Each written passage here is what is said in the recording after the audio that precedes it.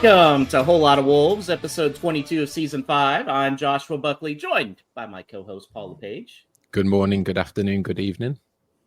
Our producer in New York, Alex Patakis. Hey, what's up, guys? And as always, in Baltimore, Danny on the socials. Hey. Well, guys, it was an early wake-up call, but it turned out to be worth it. A 2-1 win. Started out easy, then turned into squeezy bum territory, but they came out, advanced. So, Paul, we were wondering when the new signing Agbadou was going to come in, and he came in right away into the squad. He did, taking up that left position in that back three, but just out the gate, I know we're talking about championship opposition. He's certainly going to be put through the next 2 weeks, but to me, I got the impression that he was put there just because he was the most comfortable out of all three to take up that position. Now we're light in the area, especially with Toti's absence, so it's on his wrong side. But that didn't really matter. He looked calm, composed, passing was solid, quick to the ball, aggressive. It looks like in time he'll find a passing range for some sweeping out balls to the wings. I think they'll come off in future. He just looked really solid. It looks on the face of it to be a really astute backup, and I think if there are any additions in the back line, or if Toti gets back to fitness and takes up that berth, I could well see him taking up that central defender position, that one sole defender that Vito was talking about, and being really, really solid doing it. I think the signs so far look pretty good. Danny, that is one big motherfucker. Yeah, he's a big boy. I was really impressed, honestly. I'm trying to keep my excitement for him down because it's just one game and it's against a team that we really ought to beat. But like Paul said, I think he just kind of slotted in nicely, even in a position that maybe he doesn't play all the time. So looking forward to seeing him against Premier League opposition.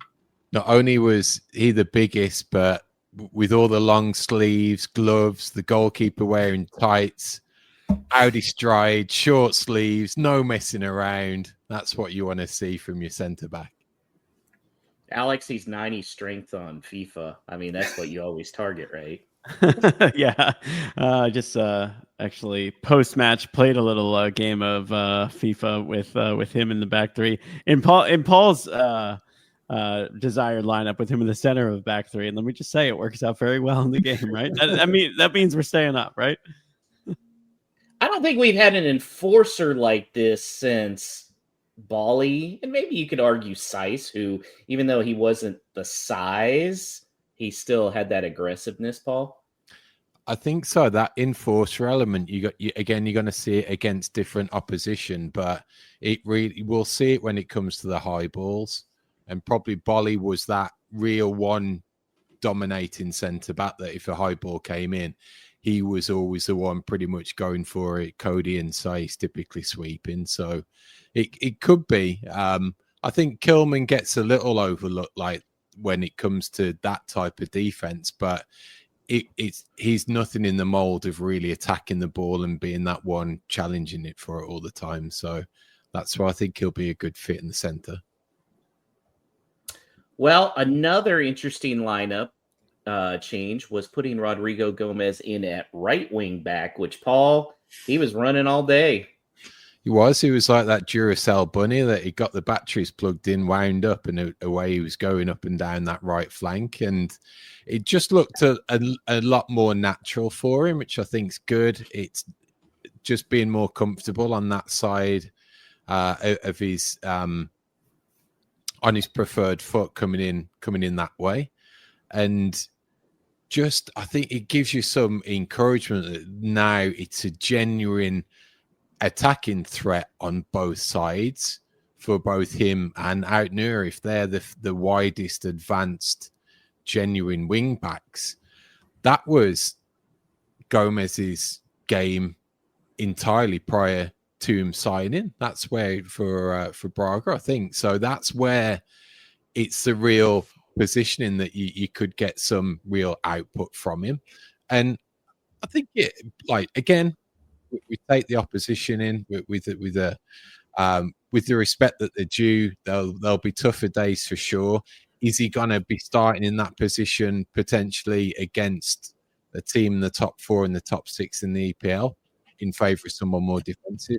Possibly not. But in those games previously that we've had struggle against, especially home, maybe opponents looking to park the bus. It's that type of output that you want, someone who can deliver a ball, but someone that can get in and behind and ultimately cut it back from the byline and be a genuine threat.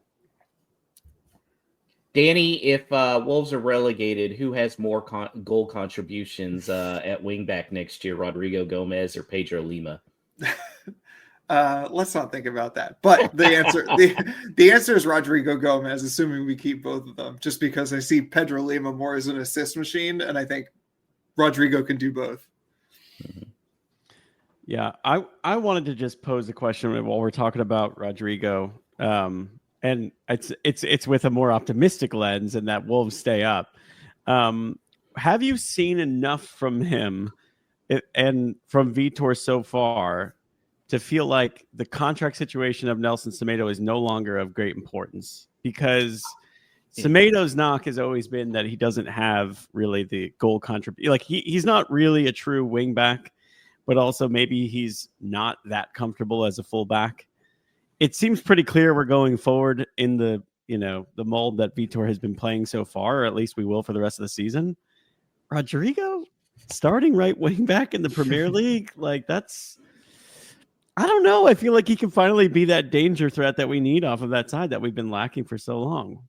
But then what do you do with Lima? Do you put him on the left side or Rodrigo on the left and Lima on the right? I think that's ultimately what it's going to be next year. Rodrigo on the left, Lima on the right. I think with Lima as well, that you got to remember he was brought in with a different regime.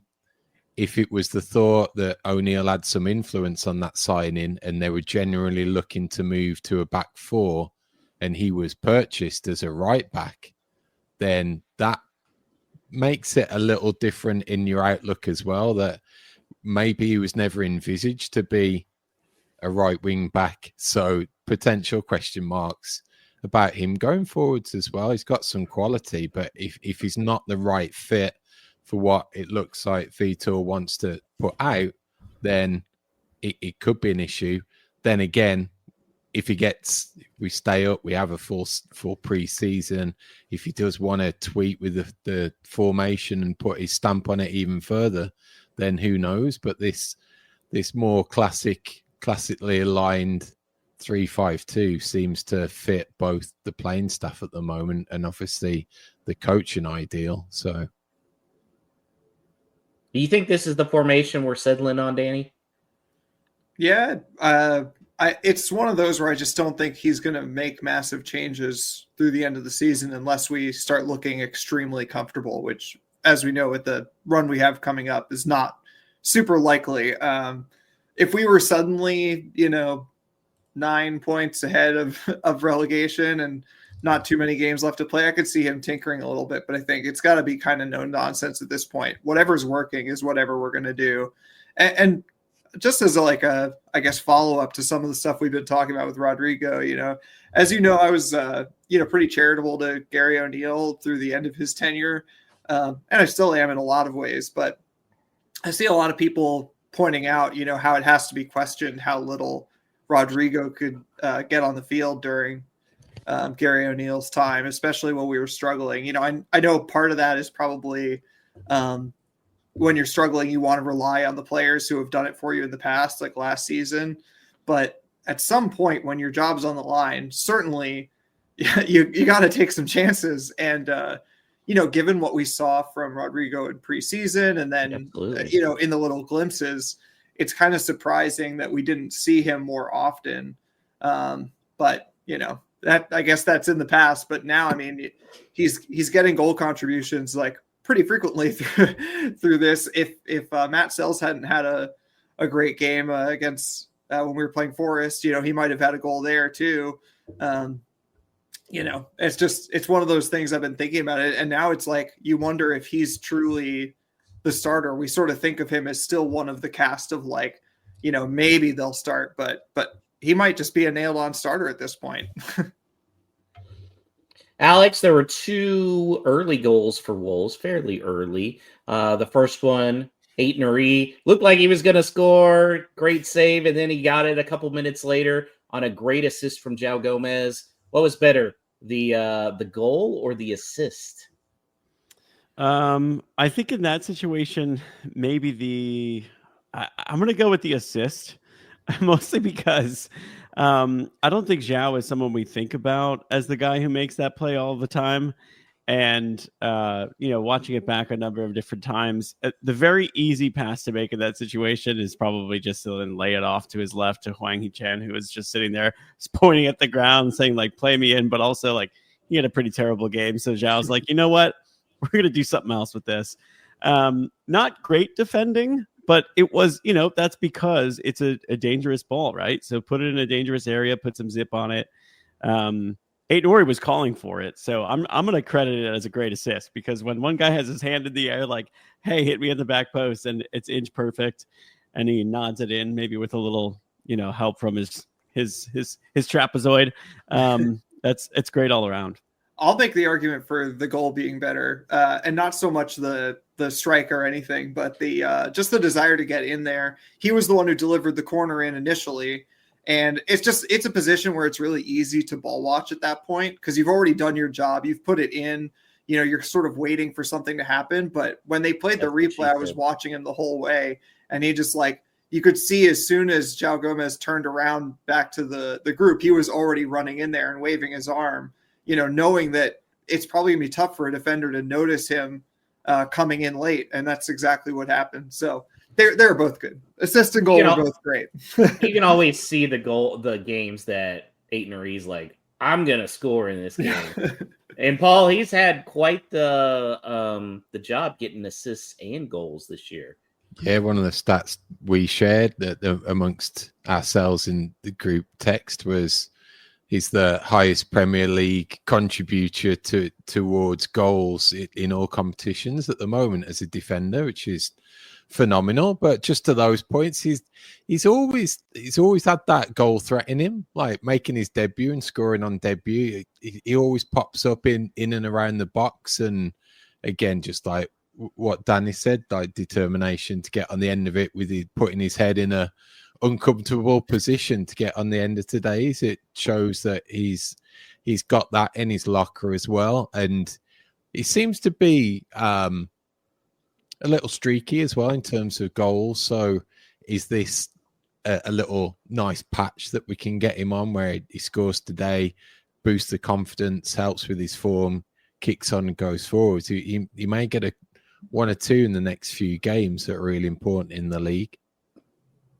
Yeah, I'm sure people that play fantasy are well aware of all the goal contributions he has had. Yeah, the second one, not during our good run when people all owned him, and then as soon as we have a bad run of fixtures, he suddenly pops up with them. Yeah, I've kept him in my lineup the whole time. I banished him from my team because the amount of goals we were conceding. Like, there was a game I think he had a yellow, and we gave up like 4 goals. And he had like -3 points. I'm like, I can't. I'm sorry. I wish I stuck with it. I kept him in, but I'm in like next to last place on the U.S. Twitter one. So what are you gonna do? So second goal, Rodrigo Gomez came through. A great assist, Alex, from Guedes, which was probably good because he did not have his shooting boots on today. Yeah, he definitely didn't. But another guy that's just still steadily getting goal contributions. And when you look at goal contributions per minute, per 90, like I mean, it looks pretty damn good, right? So I think we could comfortably say that when Cunha comes back, who has now served both games of his suspensions, a front three of Guedes, Cunha, and Strand Larsen feels as well-rounded and dangerous. I think front three is we've had maybe since the beginning of last year when Hwang was still firing and Neto absolutely started on a tear. So I'm excited about that. I mean, and we also saw more smiles from him after the assist, celebrating the goals, which is always nice. So I think he's going to enjoy himself until the summer in Wolverhampton, and I'm very much here for that. Paul, Alex mentioned Huang having a bad game. Wolves really dominated that first half until stoppage time in the first half. He gave up a bad foul, and then really a great free kick. Do you think Johnston, was he to blame a little bit for it, or was it just no chance because of the great arc on that? I think you'd be really struggling to find fault when it comes to positioning War goalkeeper when it came to that. I don't think he could have put it in a better spot, really. And 9 times out of 10, that's probably going in from where it was. So I'd be struggling to find fault with the goalkeeping with that one. Yeah, just really great goal. I would just say he maybe shows a bit too much of that side of the goal to the player, but it's a phenomenal strike, and it's just in a place where he's almost never going to get to it. Yeah. So Danny, second half, definitely not like the first. Wolves, not only they were hitting the woodwork a lot, they were giving up possession and being subjected to a lot of counter. What was your how confident were you that Wolves were going to give up a goal? Oh my God. It was a very uncomfortable watch for a lot of that. I mean, honestly, like a lot of the games in the Pereira era so far, when you look back on it, we didn't honestly give them that much in terms of very good chances. All their best chances came from set pieces, and some of those, I'll say, even including the Huang one, which they scored off of, were a bit questionable. I thought Rob Jones was doing a decent job of calling the game up until then. And then after that, it seemed like every 50-50 went for them. But, apart from what they created off of set pieces, there really wasn't much that was particularly dangerous. There was one that I remember that Aït-Nouri had to turn behind. But other than that, it's just it was fairly solid, but we really ceded a lot of the possession and a lot of the sort of impetus in the second half, which is what made it so uncomfortable. I think we're managing the games well under Vitor, but I'd like to see us manage them a bit better with, while also having the ball a bit more. I think that would help a lot, at least for my own heart. Sarabia came in, Alex. Bellegarde came in again. What'd you think of the substitutions? Yeah, I thought they're fine, I guess. I mean, Huang probably had to come off at that point. He missed a lot of chances. And, I guess you could argue it wasn't a great, day for Guedes shooting wise, like you said. I mean, he just absolutely, muffed a couple. So I like giving those guys a chance. I mean, this is still a cup game. We still have a very tough league run of fixtures ahead of us. So I think, I was surprised that they started as strongly as they did. So I'm happy to see some guys get some minutes towards the end of the game while we're holding on, because I don't really think that in terms of like defensive efforts or anything like that, I don't think there's a huge drop off. Bellegarde is somebody who will run, he'll put the work in. Maybe Sarabia is a weird one to bring on. Maybe you could argue that he's not someone you want when you're trying to hold on to a lead in a game. But other than that, I thought they were fine. Yeah, I was good with that, and I don't think they were the reason that things got so unsteady at the end. That's for sure. How about this one, guys? Plymouth beats Brentford. First away match that they've won in 9 months. Wow. Gotta like the FA Cup. Well, unless you lose to it. I like Todd from Minnesota, otherwise known as XXX Sexual Sexy. Said Harry Bum Doyle didn't come on. Boy, XXX Sexual Sexy started posting again during the game. I don't know what it is. I guess you haven't blocked him yet. No, because I keep hoping that Todd's gonna get it. So, Josh, I gotta question your Twitter follows right now. That's what it is, right? All right, Paul. How much did these last two games show that we are reliant on Matheus Cunha? Yeah, it does. And I think this is where we we need some help, and this is where the transfer window is hopefully going to come in and supplement us a little, because it does seem a lot of times that it's Cunha or bust. That being said, like I could still go back to the chances of Strand Larsen against Newcastle. So that impacts as well. But I think we need another, maybe another plan B, in that if he's not playing for whatever reason, or if there's another piece that can be added in a combo with Cunha to help with Strand Larsen's minutes, or tweak that formation up front a little in certain games, then I think it's definitely needed. And this is more of a case that, again, we've gone from having that three-pronged attack last year when they're all in form, and Wang was scoring, Cunha was scoring, Neto was scoring. Neto's no longer here. Wang's extremely hit and miss this season. Cunha's been fantastic, but if he's missing, what does it leave? So it's a question that needs answering for sure. I didn't get to answer or ask this last week because I had a cat tail amputation emergency. Danny, what do you think of the release clause that's in Cunha's contract? It seems to me like if we're relegated, we're screwed in multiple ways, and that just added to it. No, I mean, I disagree. I think it's like, if we can get that much money out of him after being relegated, we'll be lucky. I mean, that's the point. But didn't we pay 42? So then it's only like a 3 million. I guess. Yeah, but I'm just saying that when you get relegated, you generally aren't going to make a ton of money on your sales. Gotcha. People know that you're in a desperate position, and there are players who are going to want to leave, even someone who seems to love Wolves like Cunha. I think it protects us well enough. It would be nice to get some clarity, and maybe we will if, as and when a new deal gets announced. But yeah, I don't know. Paul, what do you think in terms of what is typical for relegation clauses? Yeah, because Alex and I aren't familiar really with this situation. Yeah, if you take away our slant on it, you're looking effectively at a player who's being bought from the Championship now.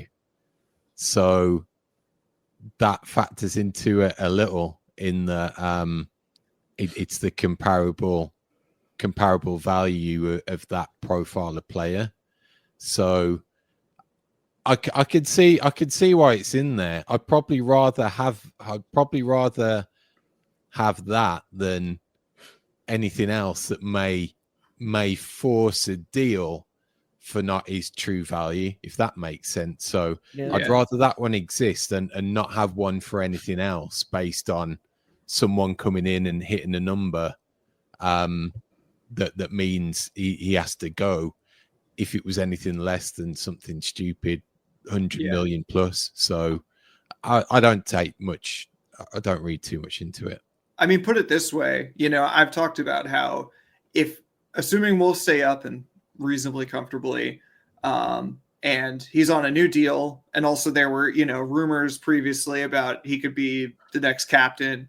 He's captain, he's our best player by a mile. He walks into most of the big six teams, and he's on probably 4 years, maybe 5. I think realistically you could be looking at a $100 million or £100 million player, very possibly. But if he's relegated, the team that comes in, if it's like Arsenal or whatever, they say, okay, he might be your captain, maybe, and he's your best player, but he's the best player in a relegated team. He plays in the Championship currently, and we know he's had injury issues in the past.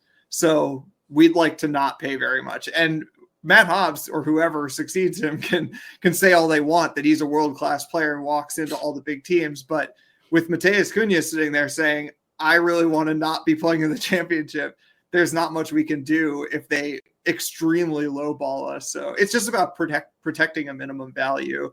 And if he is that good and Wolves get relegated and multiple teams want him, which I think is very realistically possible, then you could still get more than that release clause. People just have to meet it. But then as soon as there's 2 or more teams coming in for him, you say, okay, well, how much do you want him? I think it's funny how arrogant and clueless some of the Big Six club fans are when they're like, oh, should we look at this Cunha guy? It's like one of the top 5 players, probably, maybe a little biased, but I feel like he's one of the top 5 players in the Premier League in his current form. So we'll see. Okay, Alex, who picks out the wine this week? Oh, I think picking the wine. Espresso wine. This is I think it's a hard one. I've just been so high on this guy for the past couple of weeks. It's Andre. It's Andre. I know that this was a championship side that is mid-table and that there is a gap in quality between a Brazilian international and midfielders who play for Bristol City. But I swear, this man, if he wanted the ball, he was going to collect the ball. It felt inevitable. He was like a vacuum. He was like the footballing version of Father Time. He's coming for everybody. And it's just like there's just absolutely nothing that you can do about it. So I'm going to go with Andre because I just feel we all love Tommy Doyle, right? We love João Gomez. But I think that since Vitor took over, he feels like one of the most important players and the reason that we are so much more steady so frequently protecting that back line. So, and sometimes it's as simple as letting players play in their positions they're most comfortable and do what they do best. And I think he did a lot of that today. So I'm going to go Andre. Paul, who makes the toast? I'm going for João Gomez for making the toast just because he put it on a plate effectively for Out-Nuri, so he's toasting the team to enjoy that drink. How about you, Danny? Oh, I like both of the answers so far, and I got to fall back on the old reliable one that it's Rodrigo Gomez who really didn't put a foot wrong, and naturally that toast is going to involve some sort of allusion or thanks to his girlfriend, who he also was celebrating with after full time. I said, you find that's not an allusion to anything else. I saw a video of her in the stands. He went and said hi after the final whistle. Not trying to discuss some kid who's like 20 years old and his girlfriend. I think all 3 of us love our partners with all our hearts. I don't know if it matches as much as Rodrigo loves his girlfriend. Like, it's kind of crazy. Don't tell Jennifer I said that, Paul, by the way. Yeah. I'm worried about who's watching now. Yeah. Well, what are you guys thinking on who we're going to get in the next round of the FA Cup? All right. Well, let's see who's through already. So I know a few teams. It's not West Brom. It's not West Brom. Yeah, I was going to get to that. So, teams that are through already: Cardiff, Everton, Fulham, Wickham down in the 3rd tier, Aston Villa, of course, Birmingham City. That'd be a local derby. That'd be a fun one. That'd be a good one. Blackburn Rovers, Liverpool, of course, Leicester City. Really nervy game up until near the end, and they end up winning 6-2. Bournemouth, of course, as you alluded to before, reversing a famous score line for West Brom, beating them 5-1. Plymouth Argyle beat Brentford 1-0. Chelsea beat Morecambe. Exeter City won. Brighton and Hove Albion won, and Nottingham Forest are the ones who are through so far. Paul, I have a feeling, knowing Wolves' luck, they're probably going to get the winner of the Arsenal Man U game. I was along with you guys. I'd love any of even if it's away, I'd love a trip to Birmingham or Villa even, or a side like Leeds. But I've just got that nagging feeling it's going to be a mid EPL type team. It's not going to be a top 4. It's going to be your likes of a Brighton or a Bournemouth or a Fulham. one of those teams away. Yeah, please no. Yeah, and we're either going to win, or it's going to be a not a bad loss, but just an ugly 2-0 defeat. Here's one that I wouldn't mind having, Alex, in the next round. And I got a reason for it. Is Forest. And I feel like because they're going to be concentrating so much on Europe right now, and you look today, they didn't have Chris Wood. They didn't have Gibbs White in there. They won 2-0. If we're going to get a Premier League side, I would not mind getting Forest in the next round. But Chris Wood would be rested and still score, so you can't get away from it. Score a hat trick off the bench. Yeah. Somehow, some way. That's a good shout, though. I really like Birmingham. Like Todd said in the chat, bring Tom Brady to Molyneux. It's long been a dream of mine to see Tom Brady cry in connection to a football game. I thought it would be an American football game, but I will take a soccer game. That would be good too. He'll only do that if he can also take over, do commentating for it. Lord. Please no. Although, we've had some bad commentary recently. I don't know. Where is Jackie Oatley? We need Jackie Oatley. She knows Wolves, but she's fair. Yeah. Maybe I'm a little biased. I feel like she's one of the top 3 soccer broadcasters right now. Definitely better than Martin Tyler's. Sorry, I fell asleep just talking about it. Well, guys, there's 2 matches that we're going to preview coming up. The first one is Newcastle versus Wolves. That's on Wednesday at 2:30 Eastern. Paul, were you a little worried on how long the starters played with today with regards to it's a short turnaround for that Wednesday match? Not ordinarily. A busy time of year, new coach, still imparting his ideas. I'd probably rather have at least the fulcrum of that team playing together for a good 60, 70, 75 minutes anyway. So I think given the situation right now, it's good to get that time together in a competitive environment. Obviously good to get a win and keep that type of momentum going. Danny, what do you think will be any changes in the next or against Newcastle? It's going to be largely the same. I think that's part of why we were surprised with the lineup that we saw today. I think that obviously Cunha comes in probably for Huang. Obviously Saw starts instead of Johnstone, but I don't know that there's a ton else unless it is, people who picked up a knock or something enforced. Because I just think there's enough days between Saturday and Wednesday for people to get adequate rest and to at least start the game. And I think if we have a chance at getting a result at Newcastle, it has to be starting a strong 11.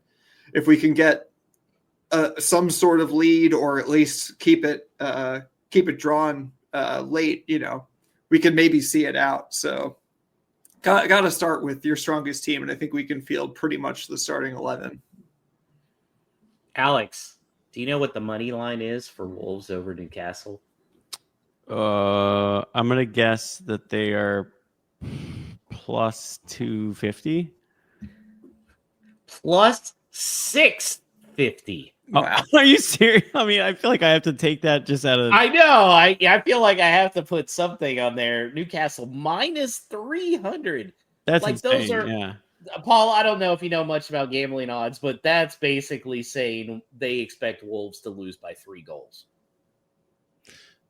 Yeah, I can see it based on the Forest score, based on being away. But I think when we start looking at it, talking predictions and things like that, I think it'll be a little more even. Even a draw is plus 450, Alex. Yeah, that's crazy. Well, I like when this happens though, because this has the recipe of a good double chance bet where you can. Yeah, I was gonna say this has double chance written all over it, baby. It's rare you can go Wolves or draw, make money, and not have to risk that much money. So I'm actually looking at what that would be right now. Stay tuned. I mean, they know Cunha's coming back, right? Like they know that suspension is done. Like, what's going on? Yeah, I mean, I don't know, but yeah, I'm with you. I'm gonna look at the double chance here on that. While we're doing that, let's look at the updated standings. So, Paul, nice 2-1 win. Unless you were lying to me, you weren't lying to me, right? No, we can check the tape. Yeah, I can check the tape. VAR it. VAR it. So the updated standings: Danny with 22. Just even with your loss, thinking Bristol was going to win. Alex with 15. Paul's got 9, and I've got 5. Yee. So, sorry, had to sneeze there. Danny, what is your prediction for Newcastle? I actually think in the position that Wolves are in, an away game is not the worst thing. I think we get a little bit uncomfortable in this transition period with Pereira, where we have to play at home and there's an expectation to be more adventurous. I think with Cunha back and being able to sit back, new defender in, I think that we can look like pretty okay, even against a team that's literally won their last 5 straight. So I'm not going to go for a win because I'm not that confident yet, but I will say a 1-1 draw. 1-1 draw. Alex, I looked at the two-way chance on my app, and it is plus 200. I just threw some money on that. On DraftKings, for those of you who use that, I know it's a popular one. It's plus 210, and I already, as Danny was making his prediction, sorry, plus 215. I put some money on that, so we'll see. And that is because I also have a draw. I was thinking about this. I was going to go for a 1-1. No way to gain any points on Danny, but I don't think any of us are catching him anyway. So I'll ride with his prediction. It feels right.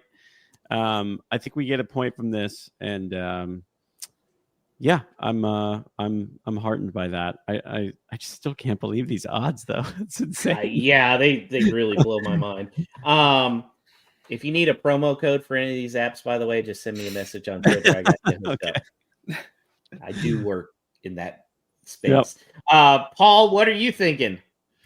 I'm going away from those slightly. I was looking across the 2 fixtures and thinking, wouldn't it be great if we could keep momentum up, get a point at each? It'd be really good. But then I thought, well, 2 points is great, but wouldn't 3 be even better? So taking a win at one and a loss at the other. And out the 2, I've just got strange feeling when it comes to Newcastle. We've not done particularly well up there recently. I think we drew a result. I get they're in good form. Isaac's been pretty awesome recently, but Cunha's coming back. New centre back looks good. I'm going to go Newcastle 0, Wolves 2. Ooh, wow, spicy! Wow, I love it. I think a draw sounds good, just to be different. I'll say a 2-2 draw. Cunha scores late. He hasn't had a penalty in a while, and we're due. I say he scores on a penalty. Danny's rolling his eyes. Gotta get given a penalty first. Yeah. I'm going to say 2-2 draw. And then after that, on Monday, guys, what is that, the 20th? You guys will be on without me. I'll be leaving from Vegas, where I'm sure I will put some money on this game as well. Chelsea, that's a team we pulled a double on last year. What do you think, Danny? Do you think we can pull off and get 3 points from there again? I always hate when we have to do 2 predictions at once because I always fear getting it the wrong way around and getting no points in our league. So like Paul said, trying to decide which one to go bigger on. And this is the one. I think Chelsea have been in a tough spot. I haven't really been watching their games, but for whatever reason, they just haven't been able to pick up results, even against, they played Ipswich and lost. And I don't think that we're worse than Ipswich. So I think that, again, going away, being able to sit a bit deeper, I think that we can do something there. Maybe they'll underestimate us given the 6-2 game we had at Molineux. So I'm going to go a 2-1 Wolves win. It's a good point about the last result, Alex. Yeah. What'd you say, Danny? Sorry, I missed it. 2-1 Wolves win. Okay, Alex. I would absolutely love that. There is no team I want to pay back more than Chelsea. So bitter about that game. Can Cunha put on his Instagram that London is a shithole? If we do. Yeah, please. That being said, I don't know if I could be that optimistic. I think we can get a result as well, but I'm gonna go for a draw. I'm gonna go for a 2-2 draw. Okay. What do you think, Paul? I'm going that angle as well. I think this game could be quite exciting. I think that equaliser for whoever it favours is going to be late. So if it is a late equaliser, I hope it's us and that miraculous penalty that gets given and Cunha scoring it. So what's the score? What's 2-2, the scoreline? same as Alex. 2-2. Yeah. 2-2. Okay. It's tough. Two back-to-back road games, kind of short week too. I'm going to say I hate it. It's 3-1 Blues. Yeah, I don't know. Chelsea's much better this year than they were last year when we pulled the double on them. No Stupid Questions is brought to you by Esfuerzo Wines. Located just north of Santa Barbara, California, Esfuerzo Wines showcases passion and 3 generations of winemaking in every bottle. Whether you're toasting some Vino de Vitor or winding down after a day of work, let Esfuerzo Wines transport you to the heart of wine country with each sip. Now at esfuerzowines.com, you can use the promo code VITOR, that's VITOR, at checkout to receive a 30% discount off your order. And don't forget to try the special edition 1-pack wines to show your passion and support for Wolves with each glass. This message is intended for those of legal drinking age. Do not drink and drive. Excessive alcohol consumption may be harmful to your health. If you or someone you know is struggling with alcohol abuse, please seek help. Esfuerzo Wines reminds you to enjoy their product responsibly and in moderation. All right, as you heard there, 30%, Alex. and see on your screen, 30% off with the promo code VITOR. Vino for Vitor. It is, as we record this, and some of you watch live, 1:15 in the East. Good time for wine on a Saturday. However, I have a very long night ahead of me, so I am not going to toast the Vino to Vitor right now, but encourage all of you to do so, and encourage you also to check out the 1-pack wines as you. Why are you having a long night when tomorrow you've got a big game, Alex? Yeah, here's the thing. I guess it's later in the day, right? Yeah, it's a 4:30 kickoff, the Packers and Eagles, and I commit to a lot of things when I'm out and talking with people, and this was a plan that apparently was made before my wife and I went down to Florida for Christmas. So like in mid-December, and yesterday, or maybe 2 days ago on Thursday, we got a text that was like, still on for Saturday night. And both of us were like, I have no recollection of this whatsoever. Like I've wiped everything from 2024 from my memory. This was pre-Vitor days, I think. Anything pre-Vitor I've wiped from my memory. So yeah, just like a dinner and drink situation, whatever it might be. You know who wouldn't be upset that his partner reserved something like this? And it's Rodrigo Gomez. He will follow her to the end of the world. Although she'll follow him. I mean, to Wolverhampton. That and to Bristol, apparently. Yeah. What? And to Bristol, apparently. Yes, yeah. Road games. She's in. She's all the way in. Okay. Anyway, Esfuerzo Wines brings you No Stupid Questions. Your chance to ask us anything as it relates to Wolves. You could do so on X at WLW Pod. You could do so right here in the comments on the live stream. Many of you watching on Facebook or YouTube at Whole Lot of Wolves, or via email, hello@wholelotofwolves.com is where you can reach us via email. So let's start with last week's guest, Drew, at Drew Freakin on X, who asks a great question. Don't forget, we're still in January. Transfer window still open. Over or under 1.5 more signings made in January. So Agbadou is already, it counts. Will we have 2 more players? Or it could even be 1, and that's still the under. Over or under? Josh, it looks like you're going under. I'm going under, and not only am I going to say under, I think they signed 1 more person, and it's for the U22s.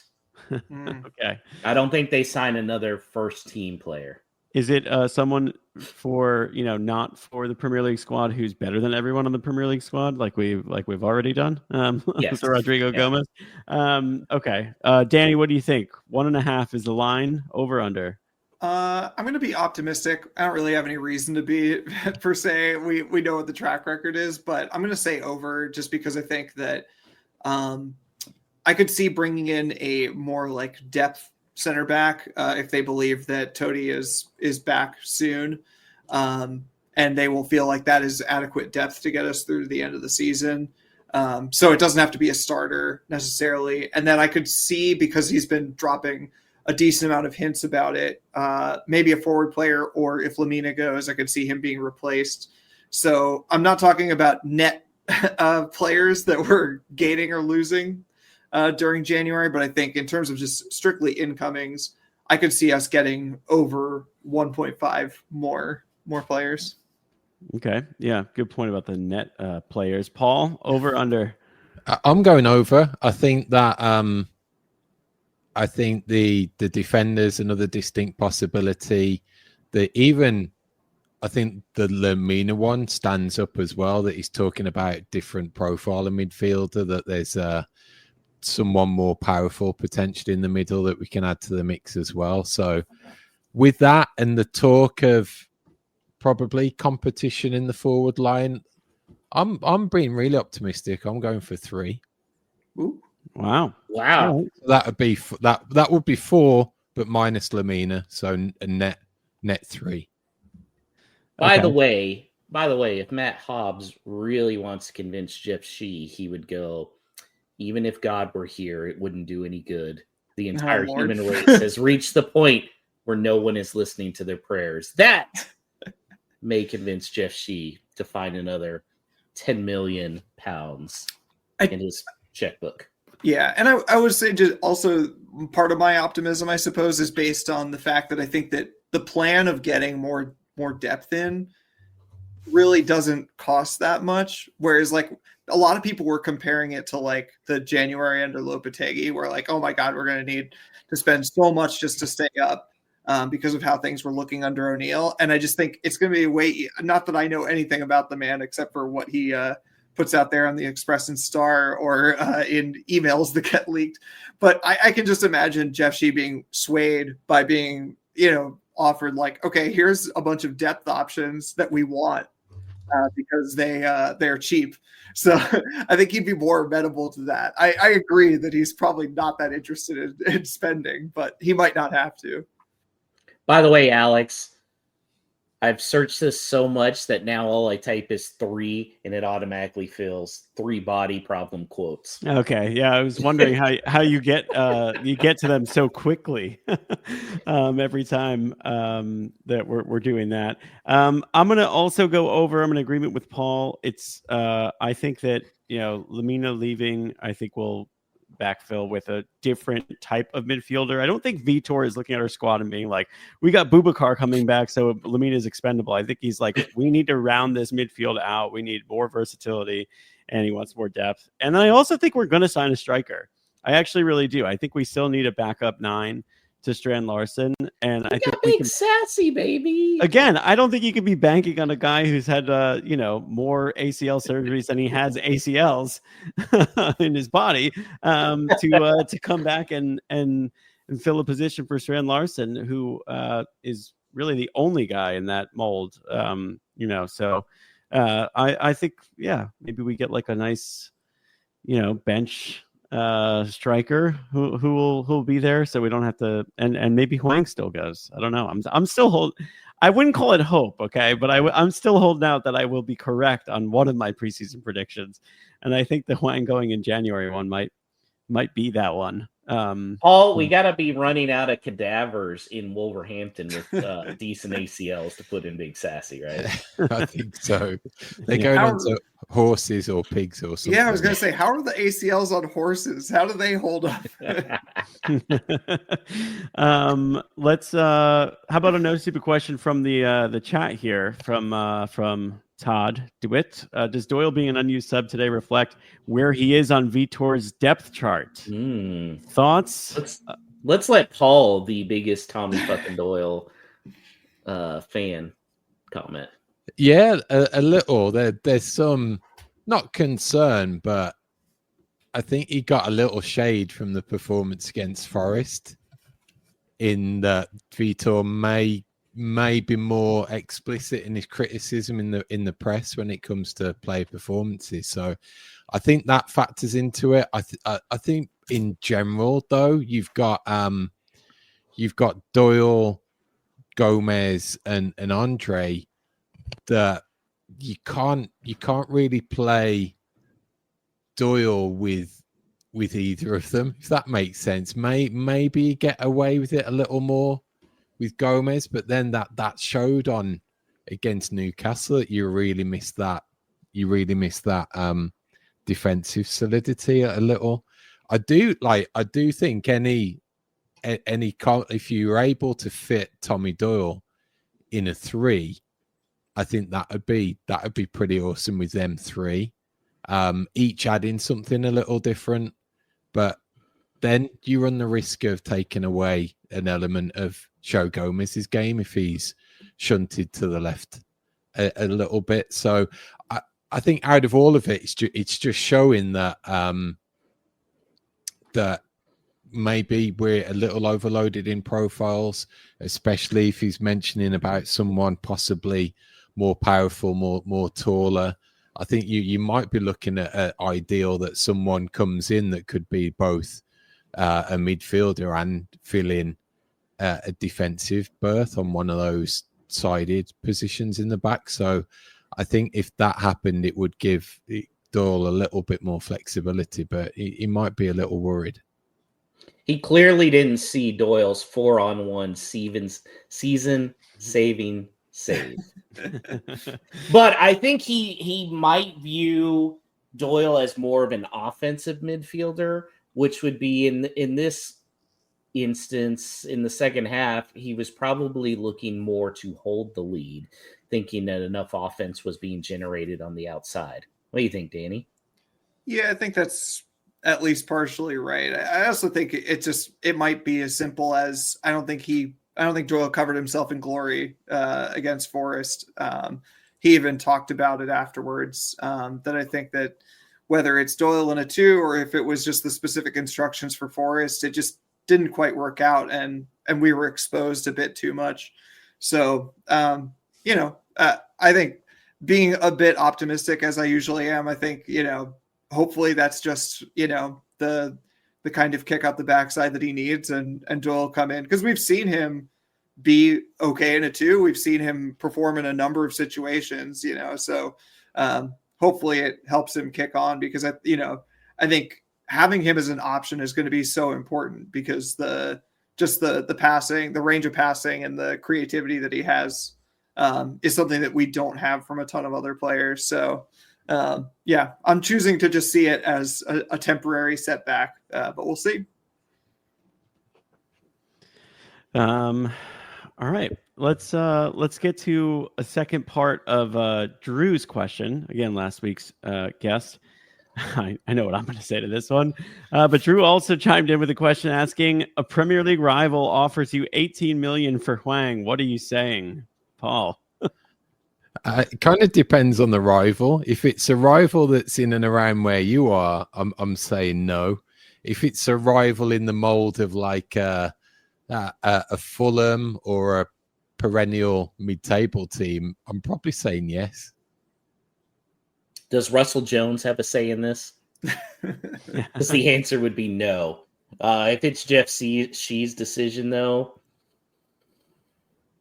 he's shown now that staying up is more important than marketing in his mind. That was clear when he got rid of Raul for the price that he did. So I would say yes, he will get rid of Hwang at that price.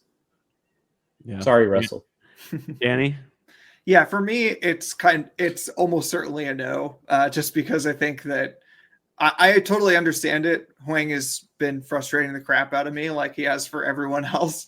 But it's just interesting to see the reactions on Twitter when he starts or when he comes in.